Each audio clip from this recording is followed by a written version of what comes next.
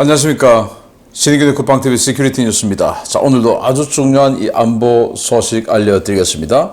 오늘 아침에 제가 또 아침 시큐리티 뉴스를 통해서 이 크림반도와 러시아 본토 크라스노다르 지역을 잇는 케르치 대교 우크라이나군의 드론 미사일 공격으로 여러 군데를 맞았다, 파괴됐다 라는 소식을 전해드렸는데, 이 러시아 정부에서는 다 막아냈다 라고 또 계속 홍보를 하고 있죠. 그래서 민간 이 군사 전문가 오신트들이 위성 사진 제공 회사에 돈을 주고 그 해당 지역의 위성 사진을 돈 주고 산 겁니다. 자, 봐라, 부서졌지 않느냐. 때린데 또 때려버렸습니다. 때린데 또 때리면 아플 텐데. 그 정확하게 부서지고 있는 크림 대교, 케르치 대교 보여드리겠고요. 그리고 여러분들 지금 뭐 뉴스 많이 보셨겠지만 중국 부동산 위기, 제가 지난주부터 계속 보도를 해드리고 있죠. 정말 심각한데요. 뭐 개인, 기업, 정부, 지방정부 이런 부채가 아니고 오직 부동산 기업의 부채만 1경 9,200조 원. 와, 엄청나지 않습니까? 근데 이게 지금 안 팔려요. 어떻게 됩니까? 은행까지 그냥 다 날아가는 거죠. 이 무너지고 있는 중국 경제, 빨리 우리나라가 이 중국 경제의 의존에서 탈피하는 디커플링 빨리 나서야 된다라는 소식, 그리고 북한 소식 같이 보겠습니다. 첫 번째입니다. 이달 초 군수 공장들을 현지 지도하며 무기 생산에 박차를 가하라고 지시했던 김정은이 불과 일주일 만에 또 군수 공장을 찾았습니다. 북한판 에이테킴스로 불리는 화성 11 나형 미사일과 발사 차량을 집중적으로 둘러봤는데, 우리나라에 보내는 메시지, 우리 당국자들은 언제까지 팔짱만 끼고 보고 있을지 모르겠습니다. 김정은이 8월 11일과 12일 전술 미사일 생산 공장을 비롯한 주요 군수 공장들을 현지 지도했으며 군수 생산 실태에 대해 요해하는 시간을 가졌다고 북한 노동당 기관지 노동신문이 8월 14일 보도했습니다. 김정은의 군수 공장 방문은 지난 8월 3일부터 5일까지 진행된 일정에 이어 6일 만에 전격적으로 이루어졌는데요. 김정은이 단기간에 이처럼 많은 시간을 할애해 군수 공장을 지도하고 무기 생산을 독려한 것은 지극히 이례적인 일입니다. 노동신문은 김정은이 전술 미사일 발사대 차 생산 공장, 대구경 조종 방사포탄 생산 공장, 전투 장갑차 생산 공장 등을 돌아봤다라며 전쟁 준비의 질적 수준은 군수 산업 발전에 달려 있고 임의의 시각에 그 어떤 전쟁에도 대처할 수 있는 압도적인 군사력과 확고한 준비 태세를 철저히 갖추라 라고 주문했습니다. 주목할 만한 것은 김정은이 신형 무기들의 생산량 증대를 여러 차례 강조했다는 것입니다. 김정은은 전술 미사일 공장에서 현존 미사일 생산 능력을 보다 비약적으로 제고해 확대 강화된 전선 부대들과 미사일 부대들의 편제 수요와 작전 계획 수요에 맞게 대대적으로 생산 장비하라 라고 지시했습니다. 발사대차 공장에서도 현대적이고 성능 높은 발사대차들을 더 많이 생산 장비하라 라고 지시했는데요. 이는 현재도 그 숫자를 추정하기 어려울 정도로 대량 생산된 태를 더욱 많이 생산하라는 의미여서 우리나라를 겨냥한 위협 메시지로 풀이되고 있습니다. 북한은 최근 5년간 단거리 전술 탄도미사일과 전술 탄도미사일급 대구경 방사포들을 대량으로 배치하며 한국에 대한 개전초 초토화 능력을 크게 강화하고 있는데요. 몇 년째 당면 위협으로 급부상하고 있는 북한의 화력 투사 능력을 사실상 수수방관하고 있는 우리 군, 도대체 그 존재 이유가 무엇인지 묻고 싶습니다. 우리 군 존재 이유가 국민과 국가를 수호하고 지켜주기 위해서 존재하는 군인지, 아니면 선배들이 취직해 있는 방산업체들을 지키기 위한, 또 내가 앞으로 전역해서 가야 할 저 방산업체를 지키기 위한 군인지 정체성 똑바로 해야 됩니다. 제가 지난 주말, 어제죠, 심층 분석을 통해서 이 위험성에 대해서 경고를 했는데 그 위험성을 그대로 지금 김정은이가 또 보여주고 있습니다. 자, 북한판 에이테킴스 화성 11 나형 공장 둘러보면서 야, 더 많이 생산해. 화성 11 나 이거 가지고 북한판 에이테킴스 이거 가지고 일본 때릴 수 있습니까? 못 때립니다. 안 날아갑니다. 거리가 멀어서 못 날아가죠. 그래서 오직 이건 한국만을 때릴 수 있는 무기체계예요. 그래서 제가 이거 어디 때리냐?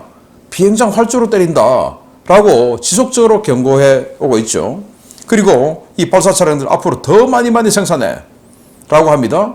우리 한국의 또 미국의 정보 자산들이 북한의 이동식 미사일 발사대 그 차량 숫자 다 파악하고 하나하나가 어디에 배치되어 있는지 다 알아 있었죠.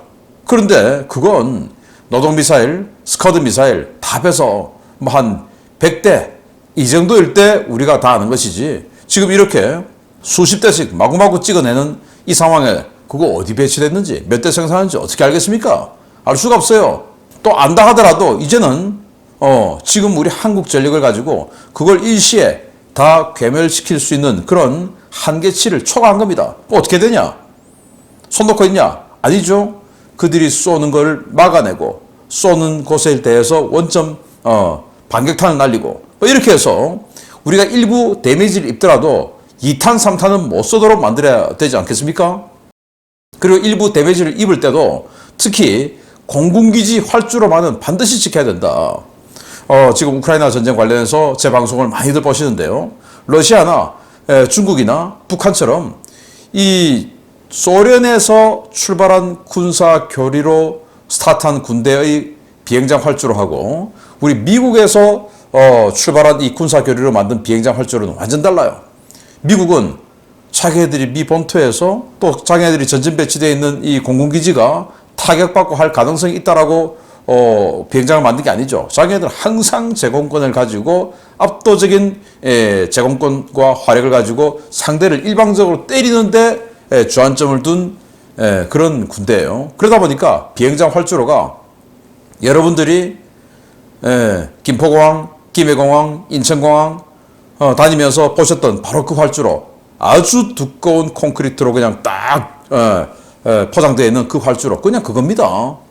그런데 그거 한번 미사일 맞아서 구멍 뚫려 보십시오. 이거 잔해 제거하고 그 다시 메우고 하는데 시간, 또 시멘트 양생하고 굳기를 기다려야 되는데 그 시간 안 걸리겠습니까? 그렇게 데미지를 복구하는 시간 동안 그 비행장 활주로 사용 못하는 거예요. 즉 그 해당 비행기지, 비행단은 스톱되는 겁니다. 그러면 비행단 하나만 때리겠습니까? 제가 심층 분석을 통해서 보여드렸듯이 모든 우리 군사 비행장 다 때리겠죠. 이렇게 많은데 자산이. 그런데 러시아, 중국, 북한 이런 데는 이 블록형으로 되어 있어요. 왜? 언젠 미국이 와서 때릴지 모르니까 때리는 거, 파괴된 거 그것만 딱 드러내고 새로 딱 규격화돼, 바둑판처럼 규격화돼 있으니까 야, 판때기 몇 개 갖고 와 하면은 갖고 와서 탁탁탁 다시 끼워버리면 돼요. 그 대신 이륙할 때, 착륙할 때 느낌은 좋지 않죠. 왜?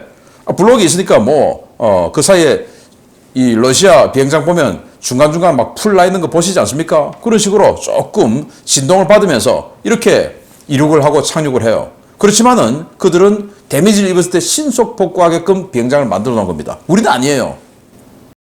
그럼 어떻게 됩니까? 비행장 맞으면, 활주로 맞으면 안 되죠. 그걸 공군이 아이언돔 긴급하게 도입해야 된다 라고 했을 때 한국 방산업체들이 잠깐 수도 아이언돔 도입한다고? 이야, 그러면 우리 공군기지 열 몇 개 이거 지키려면 아이언돔 어마어마하게 들어오겠네? 잠깐 수도, 그거 우리가 만들게. 언제? 2030년대 중반 이후까지. 그런데 단 우리가 아이언돔보다 가격은 몇 배로 더 비싸. 그렇지만 국산이니까 야, 명분 좋잖아. 국산이라고 하면 국민들 다 훌떡 넘어가잖아. 돈이 비싸든지 말든지 성능은 보장 못해. 일단 개발해봐야 알아. 그리고 개발 시간은 십몇 년 걸려. 그동안 북한 위협, 야, 미군이 있는데 그거 뭐 되겠어? 북한이 쏘겠어? 그럼 군대를 해체해야지 되죠. 자, 이런 식으로 대구경 방사포, 유도 로켓 생산 공장 가서 야, 로켓 더 만들어. 400km씩, 600km씩 날아가는 방사포, 다련장 로켓 마구마구 만듭니다. 그거 어디 때리겠습니까? 활주로 때립니다. 활주로. 제가 폴란드다, 루마니아다, 뭐 다른 나라에서 우리 한국 무기 파는 거 너무 기분 좋아서 막 선전하고 홍보하고 하죠. 그거하고 이거하고는 다른 거예요. 다른 나라하고 경쟁해서 이기는 건 기분 좋은데 우리 생명, 우리 재산, 우리 국가의 안보 이걸 희생하면서 방산업체를 키워주는 거 안 된다. 그런데 우리 군이 사용해주지 않는 우리 K방산이 해외 가서 성공할 수 있냐? 못하죠. 그러면 천천히 할 때 하더라도, 개발할 때 하더라도 그 사이를 메워주는 긴급 소요는 있어야 된다. 왜? 북한이 김정은이가 저렇게 매일 우리를 죽이겠다고 입으로 떠들고 몸으로 보여주고 있는데 그걸 안 해?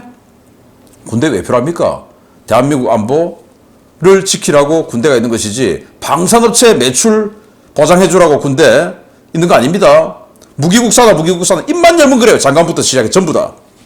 도대체 무기국산화를 위한 군대인지 아니면은 국민을 지키기 위한 군대인지 똑바로 정신 차리기 바랍니다. 제가 뭐 그렇다고 해서 해외 무기 홍보 세일즈냐? 아닙니다. 저는 오직 우리 대한민국 지키기 위해서 지금 이 말 하는 겁니다. 급하니까. 김정은이가 매일 죽이겠다고 하니까. 자, 두 번째입니다. 지난 8월 12일 크림반도와 러시아 크라스노다르를 연결하는 케르치 대교가 미사일 공격을 받았다는 소식 전해드린 바 있습니다. 러시아는 모든 미사일을 요격했다는 입장을 고수하고 있지만 위성 사진까지 속일 수는 없었습니다. 우크라이나 현지 시각으로 8월 12일 다수의 미사일에 피격된 케르치 대교의 피격 구간 중에는 지난 7월 17일 피격되었던 구간이 포함되어 있으며 도로 구간은 물론 기차가 지나가는 철교 구간에도 피해가 발생했다고 현지 오신트 소식통들이 8월 13일 리포트했습니다.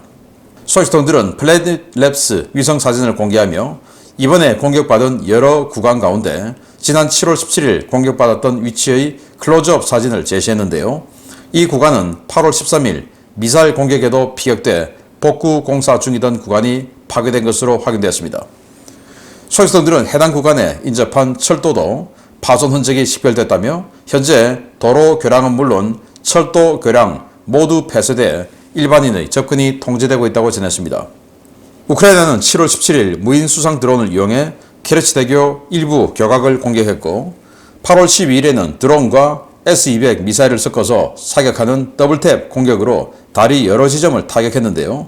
러시아는 모든 공격을 막았다고 주장하고 있지만 현재는 다리가 피격되었음을 보여주는 증거 사진과 영상들이 쏟아지고 있습니다. 현지에서는 8월 12일의 공격은 대단히 치명적이었고 다리가 향후 수년 동안은 정상 복구되기는 어려울 것이라며 크림반도의 고립을 우려하는 분위기입니다. 케르치 해협은 이달 5일 우크라이나 무인 수상정의 공격으로 러시아 상륙함과 유조선이 피격되면서 선박 운행도 중단된 상태입니다. 현재와 같은 상황이 계속될 경우 외부 물자 공급에 대한 의존도가 큰 크림반도 지역은 고사 위기에 처하게 되는데요. 러시아군 남부전선의 보급기지 역할을 해왔던 크림반도의 접근로가 파괴되면서 크림반도는 물론 러시아의 전쟁 수행에도 치명적인 타격이 예상됩니다. 네, 이렇게 연막탄이다 라고 했지만 실제로 맞은 곳이 있다라는 게 위성 사진을 통해 확인됐어요. 플래닛 랩스라고 있습니다. 여기에 돈을 주면 위성 사진, 자 어디 좀 찍어주세요. 좌표 딱 찍어주면 딱 찍어줘요. 그게 수십만 원 한다고 하는데 이런 것들을 사제를 털어서 또 하는 군사 전문가들도 또 있습니다. 그래서 7월 30일 사진을 봅니다. 똑같은 구간이에요. 데미지를 받은 구간이죠. 그래서 여기 지금 커버를 씌워놓고 복구 작업을 하고 있습니다.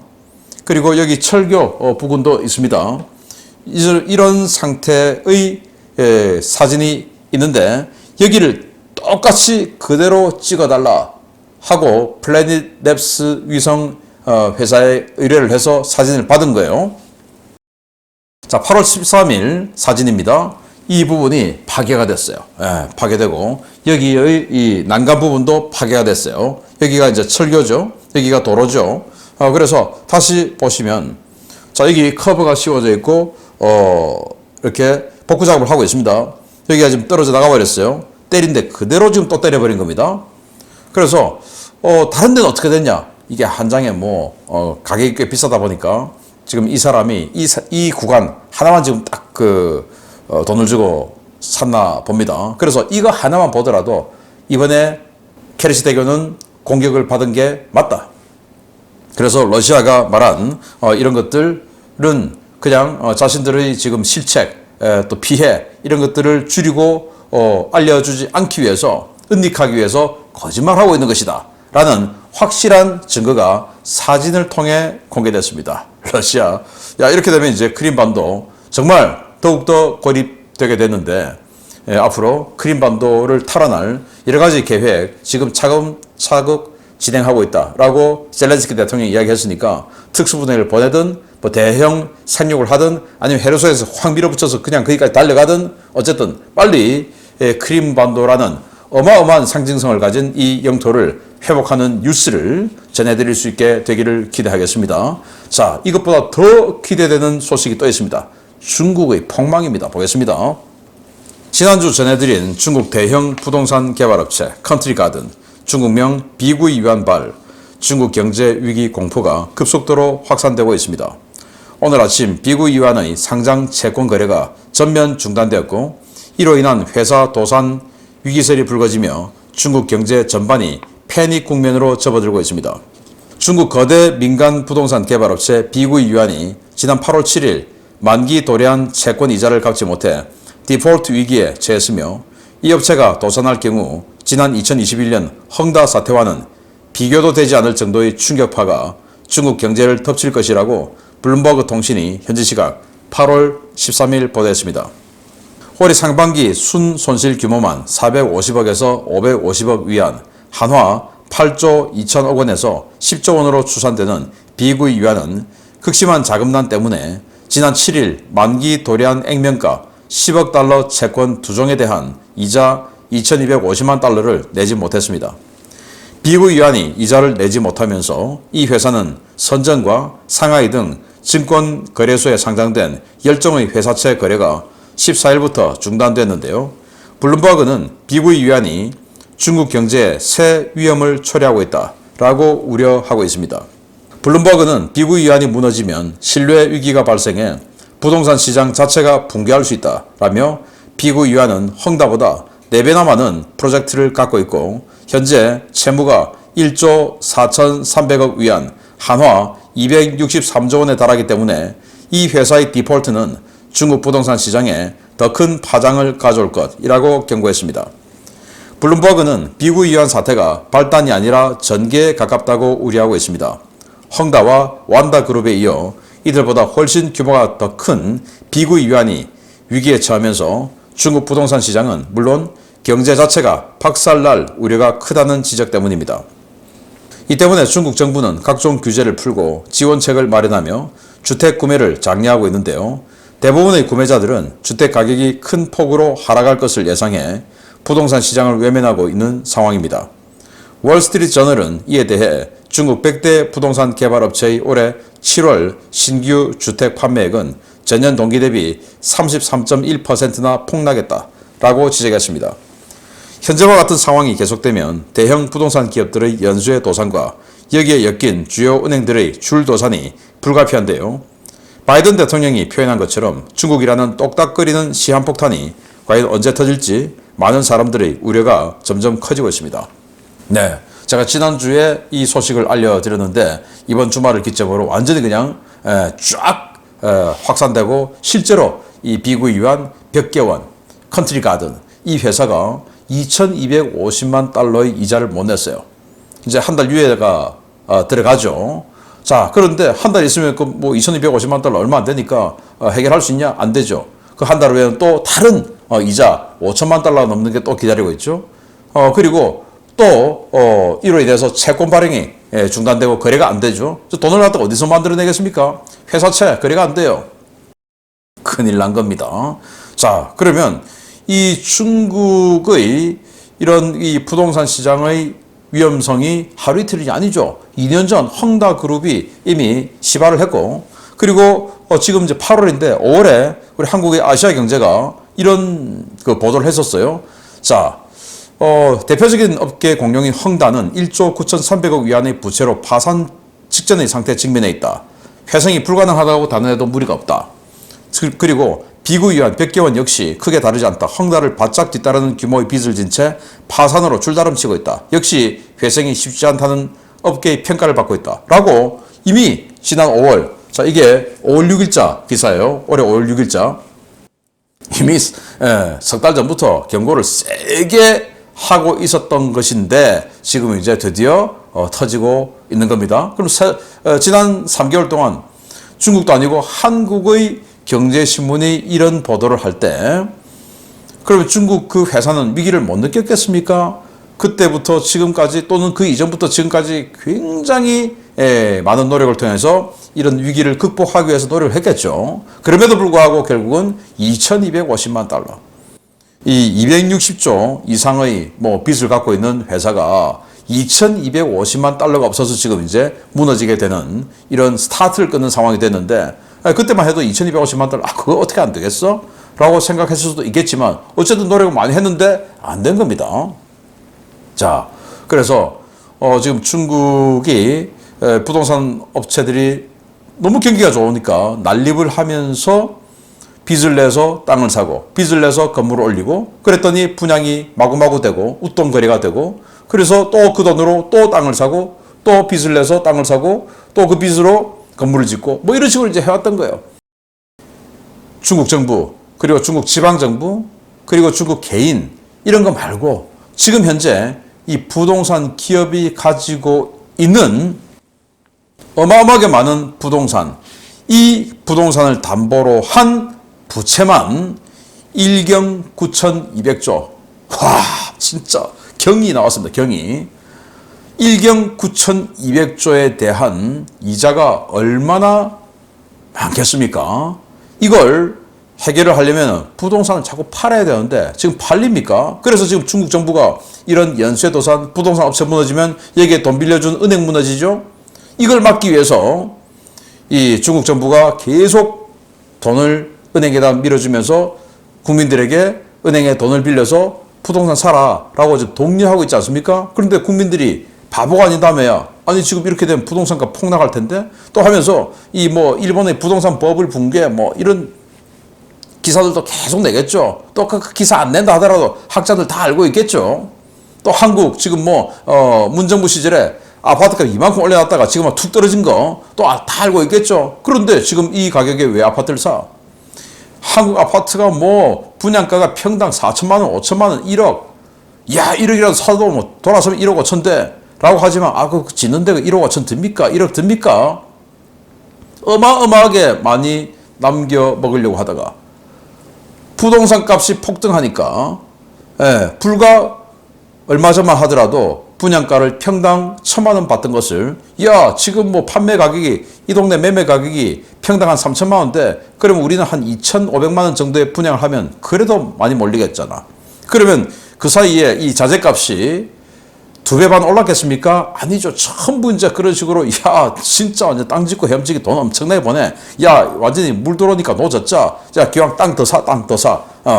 이렇게 해서 빚내서 땅 사고 빚내서 땅 사고 한 게 우리나라인데 규모가 작죠. 그리고 우리나라는 이 정도로 지금 안 터지고 있죠. 여기는 지금 어떻게 되겠습니까? 사겠습니까? 그 집을. 그러니까 지금 1경 9,200조 원의 부채를 갖고 있는데 이걸 팔아야 이걸 갚는데 팔리지가 않죠. 어떻게 됩니까?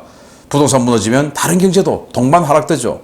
그래서 몇 년 전부터 미국의 트럼프 행정부 시절부터 계속 중국과의 디커플링을 독려했습니다. 우리나라도. 근데 우리나라는 어떻게 했습니까? 오히려 중국의 1대1로에 더 우리는 동북아 에너지 그리드, 에너지까지 종속하려고 그렇게 노력을 했죠. 지금이라도 디커플링 해야 됩니다. 중국에 판매하는 물론 우리 중국에 진출해 있는 회사들의 내부 거래 판매액이 굉장히 높긴 한데 어쨌든 중국 내수에 의존하는 이런 회사들은 빨리 정신 차리고 중국과 디커플링 해야 됩니다.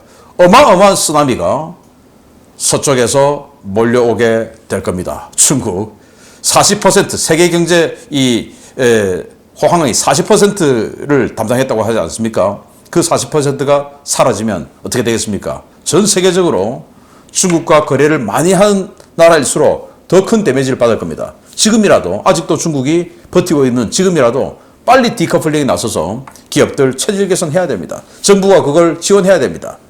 또 정부가 그걸 독려해야 됩니다. 그런데 전남처럼 인천처럼 오히려 중국에 투자하라 하는 그런 관공서까지 지어서 도와준다? 웃기는 일이죠. 지금 국민들을 자신들의 시민들을 완전히 망하는 곳으로 몰아넣고 있는 작자들입니다. 정신 차리기 바랍니다. 마치겠습니다. 감사합니다.